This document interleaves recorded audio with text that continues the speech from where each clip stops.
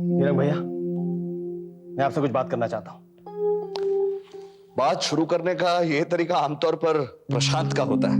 आज पहली बार मुझे इस बात का एहसास हो रहा है कि प्रशांत भैया को इन बातों का बुरा क्यों लगता होगा।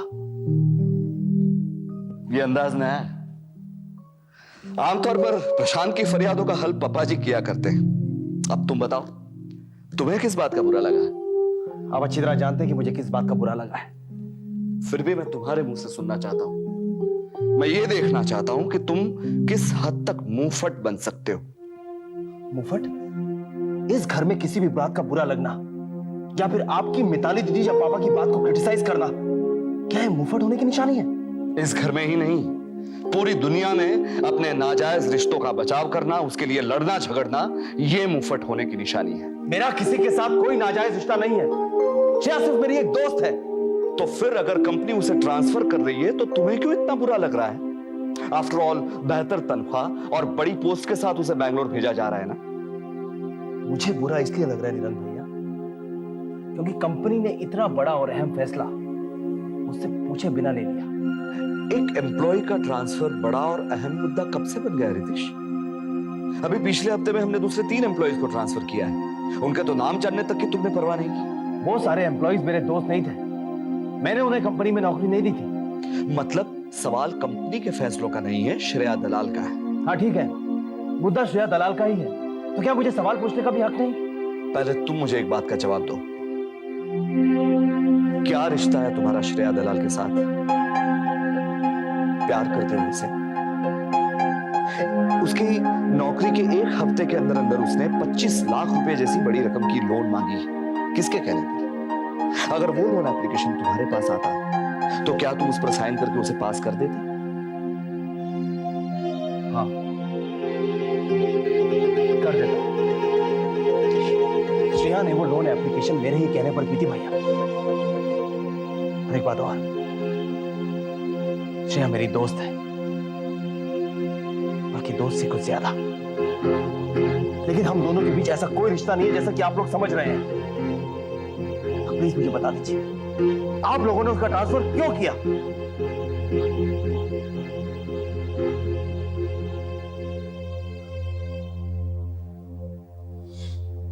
रितेश, दिल जहां जाता है जिसमें उसके पीछे अपने आप चला जाता है, खासकर तुम्हारी उम्र में। और फिर परिवार में भूचाल आता है। ऐसा ना हो इसलिए उसे तुमसे दूर किया जा रहा है। I'm sorry.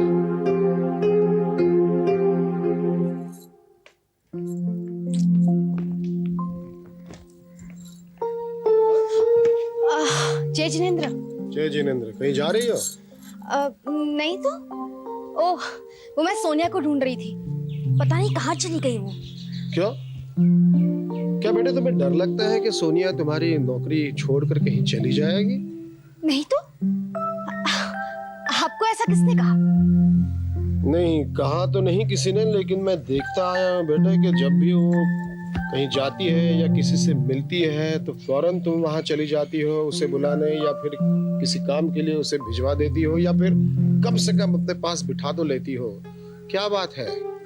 ऐसी कोई बात नहीं है पापा जी। वो क्या है ना कि वो भी प्रेग्नेंट है, उसे भी तो आराम की जरूरत है। शिखा भाभी उसे रीमा का सारा काम करवाती है। तुम्हें अच्छा नहीं लगता इसलिए कि ये नर्स तुम्हारे लिए नौकरी में रखी गई है और कोई और लोग अपना काम उससे करवाते हैं। जी हाँ पापा जी, वो क्या है ना कि फिर मुझे अपना ख्याल खुद रखना पड़ता है। वो तो बहुत थक जाती है, सोनिया फिर मेरा कोई काम नहीं कर पाती, इसलिए मुझे। नाटक या सिनेमा में काम करने के लिए जाती तो सुपर फ्लॉप एक्ट्रेस करके वापस आ जाती। जी बात क्या है अनीता? तुम्हारा नौकर से दूसरा कोई अपना काम करवाता रहे, ये बात तुम्हें पसंद नहीं, ये मानने को मैं तैयार नहीं हूँ। क्या बात है? किसी भी बात से सोनिया का तुम्हें डर लग रहा है? डर? जी नहीं। डर किस बात का? अगर मैं वजह जानता तो उसकी जड़ मैं खुद ही मिटा देता। मुझे तुम्हें बतानी है बेटे। क्या बात है? तुम्हें यह डर है कि ये नर्स तुम्हारे बारे में किसी और से बात करे घर में? जी जी हाँ पापा जी। पापा जी, मैं जो ट्रीटमेंट ले रही हूँ उसके बारे में किसी और को पता चले, ये मैं नहीं चाहती।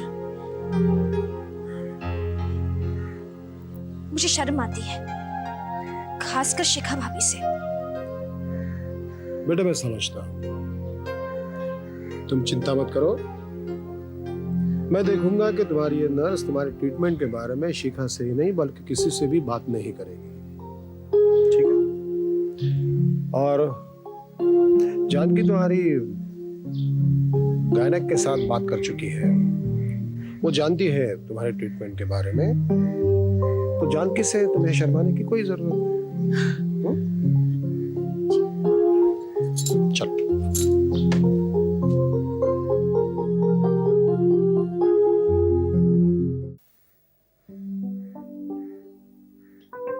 अरे पुष्पा,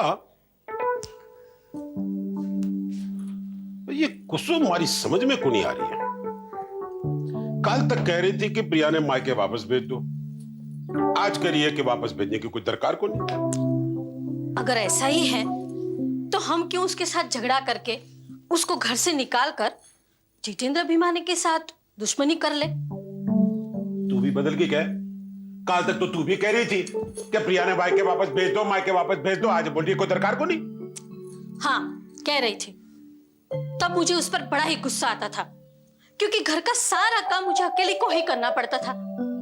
लेकिन जब से घर में नौकर रख लिए है ना, तब से उस पर गुस्सा करने की तो कोई वजह ही नहीं रही है। बल्कि मुझे तो लगता है कि वो थोड़ी निकम्मी है, लेकिन बड़ी प्यारी सी है। पुष्पा सुन ले, प्रिया के साथ ज्यादा लगाव बढ़ाने की दरकार को नहीं, समझी को नहीं कहा? 2-4 दिन के वास्ते मैं पराग ने बारगांव भेज रहा हूँ, उसका बाद मैं प्रिया ने मायके वापस भेज दूंगा। अरे मगर जब कुसुमी मना कर रही है तो आप क्यों रट लगाए बैठे हो? देख तू समझी को नहीं, मैं तने समझाऊं। बात क्या है कि प्रिया तो मने भी बहुत प्यारी लगे, बहुत प्यारी लगे। एक बात बता मने, ये घर में मारे वास्ते आज तक कोई कुछ लाया क्या? कोई प्रेजेंट लाया? वो लाई 2 बार, बहुत प्यारी लगे मने, मिस्री की डली। पर माने प्रिया ने वापस भेजनो पड़े को। वो बात क्या है ना कि मने वो कबाब से पीसा की कोई दरकार है और कोई चारा को नहीं मार करे। चारा नहीं है? क्यों? अब की बताओ। ऐसा है, देख मैं आज तक ये बात किसी ने को नहीं बुलाया, कुसुम ने भी नहीं, मैं थाने पहली बार बोल रहा हूं। मैं बहुत बड़ो नुकसान किया शेयर मार्केट। अब मेरे पीसा की दरकार है, वो प्रिया जावेगी तो पीसा लेकर आवेगी, नहीं तो अपना गणेश जी उठ जाओगा, अपना रास्ते में आ जाओगा। समझी को नहीं क्या?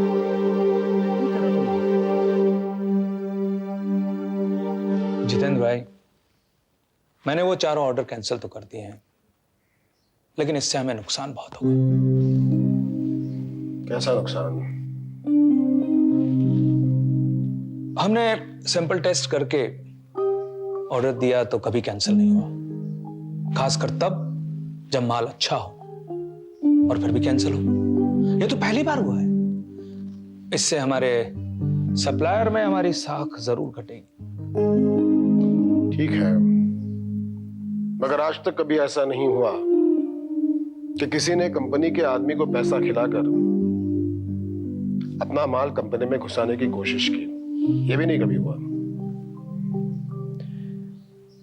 तुम ये सप्लायर की फिक्र मत करो, अगर उन्हें बिजनेस करना है वापस आ जाएंगे। प्रशांत का क्या रिएक्शन होगा ये देखना पड़ेगा।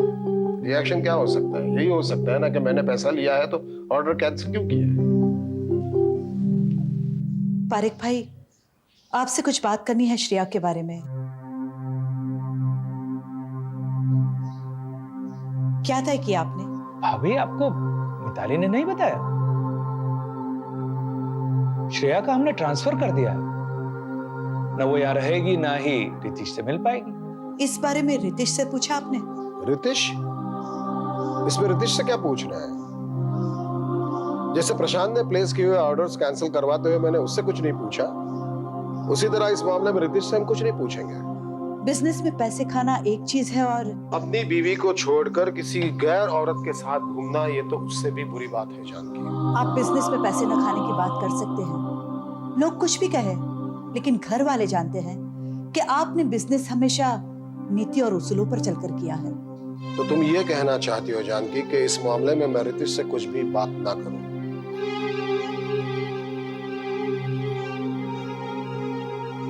इसका मतलब ये होता है जानकी कि अभी तक तुम्हारे दिल से वो घाव गया नहीं। आज तक तुम मुझे सिर्फ समझने का और मुझे माफ करने का दिखावा कर रही हो, लेकिन वो गलती मेरी तुम अभी तक भूल नहीं पाई। उस एक गलती की सजा मुझे जिंदगी भर भुगतनी चाहिए, ये कहना चाहती हूँ, और वो भी इस तरह। ऐसी बात नहीं है, मैं तो सिर्फ इतना कहना चाहती थी कि भाभी जी ये कहना चाहती है जितेंद्र भाई कि आपकी उस गलती को तो उन्होंने वर्षों पहले माफ कर दिया, लेकिन यदि आपके बच्चे आपसे प्रश्न पूछेंगे तो उसका जवाब ना आप दे पाएंगे ना ही वो दे पाएंगे। प्रशांत का मामला तो हमने तय कर दिया, लेकिन श्रेया और रितीश का मामला तय करना इतना आसान नहीं है। खैर भाभी जी आप चिंता ना करें, मैं सब संभाल लूंगा। इसकी जिम्मेदारी मैं अपने सर पर लेता हूं।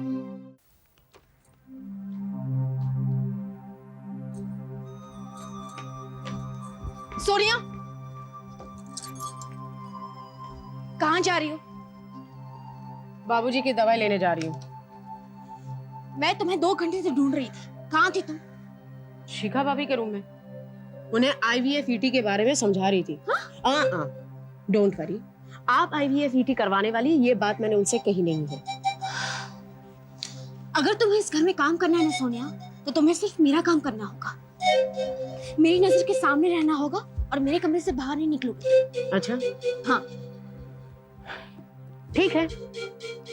अगर कोई मुझे वजह पूछे तो आप जवाब दे देगी ना कि आप नहीं चाहते कि इस घर में आपकी पर्सनल लाइफ किसी से मिले या फिर किसी से बात करे, क्योंकि आपको डर लगता है कि मैं सच्चाई सबके सामने जाहिर ना कर दूं। Shut up. तुम्हें तुम्हारे पैसे मिल जाएंगे, तुम्हारे पैसों का मैं इंतजाम कर रही हूँ। एक साथ या फिर किश्तों में? वो मैं तुम्हें यहाँ नहीं बता सकती सोनिया, हम यहाँ बात नहीं कर सकते। तुम मुझे शाम को वही रेस्टोरेंट में मिलो जिस रेस्टोरेंट में हम पहले मिले थे, समझ गई? सुनो, अब मेरी कीमत बढ़ गई है। पहले सिर्फ आपका राज छिपाने के लिए मैं कीमत मांगती थी, लेकिन अब धीरे धीरे औरों के भी राज मेरे सामने आने लगे हैं। अब मैं 50 लाख रुपए लूंगी।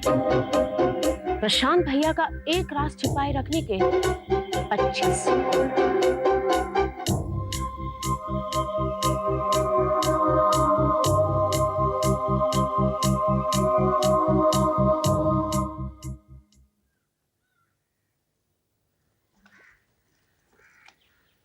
सुना है कि तुम्हारा और रितीश का कुछ झगड़ा हुआ? हाँ, वो श्रेया दलाल की बात को लेकर बहुत नाराज था मुझसे। नाराज तो उसे होना ही था, लेकिन मुझे ये उम्मीद नहीं थी कि अपनी नाराजगी वो तुम्हारे और किसी और के सामने दिखाने की हिम्मत करेगा। चलो अच्छा हुआ कि नाराजगी दिखाई दी। क्या है, वो नाराजगी अगर उसके अंदर रह जाती तो उसके लिए जहर बन जाती।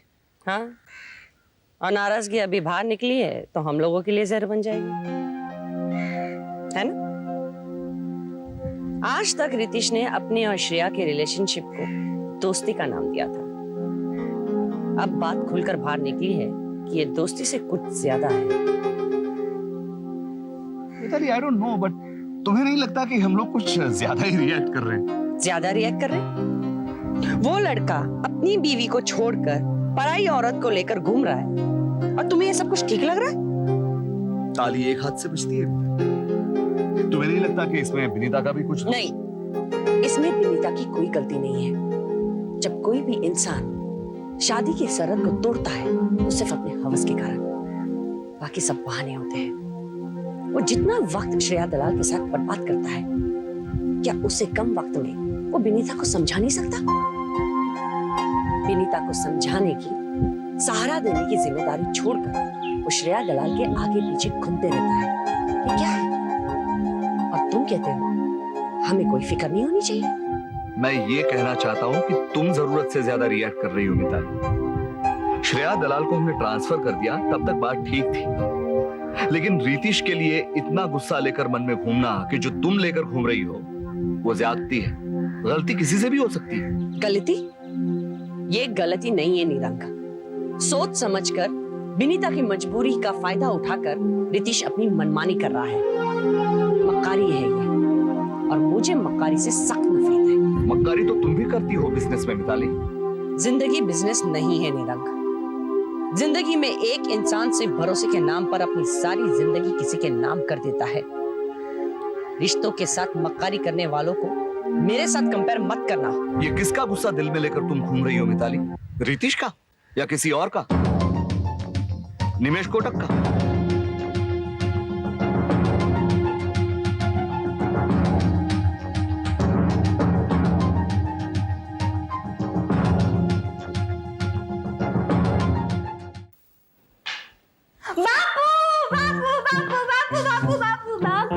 बापू, आप कैसे हो? मैं ठीक हूँ, लेकिन ये क्या लगा रखा है बापू बापू बापू? अरे वो जो दोपहर में सीरियल आती है ना, उसमें जो हीरोइन है वो अपने गरीब बूढ़े बाप को बापू कहती है। कितना अच्छा लगता है ना? तो रोज रोती हूँ। रोती हो? वाह, तो मतलब उस गरीब और बूढ़े आदमी में तुम्हें मैं दिखाई देता हूँ? पापा वो आप जैसा ही दिखता है। हाँ, थोड़ा सा पतला है, काला है, और उसके सर पे ना बाल भी बहुत कम है, और कपड़े कितने गंदे पहनता है। लो कर लो बात। और फिर भी तुम्हें उसमें मैं दिखाई देता हूँ। बेवकूफ, मैं ना ही गरीब हूँ और ना ही बूढ़ा हूँ। मगर मैं तो हीरोइन हूँ ना। पता है वो गरीब आदमी उसकी लड़की को आप ही की तरह बहुत प्यार करता है। तुमसे किसने कहा कि मैं तुमसे प्यार करता हूँ? मेरा तो दिल करता है जितनी बार तुम्हें देखूं उतनी बार इस लकड़ी से पीटूं तुम्हें। हर दूसरे दिन आती हो ससुराल से। छोड़ो ना पापा, चलो हम बैठ कर ना बातें करते हैं। पता है आज सीरियल में क्या होने वाला है? वो बूढ़ा आदमी ना वो मरने वाला है। लेकिन मैं मरने वाला नहीं हूँ, बहुत जीऊंगा, और इसलिए अब तुम इत्मीनान से शॉपिंग करने के लिए जा सकते हो।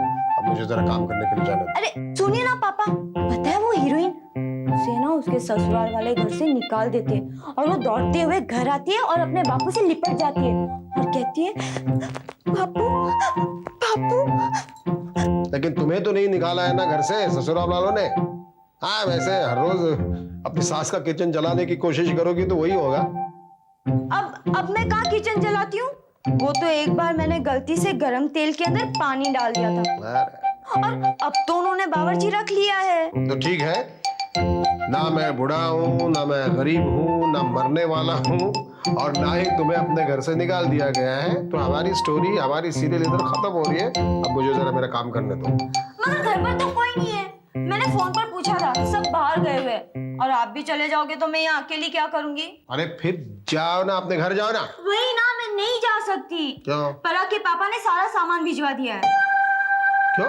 पता नहीं, उन्होंने मुझे बुलाकर कहा कि बेटी तुम अपने मायके चली जाओ, जब तक हम नहीं बुलाते तब तक मत आना, और मैं चली आई।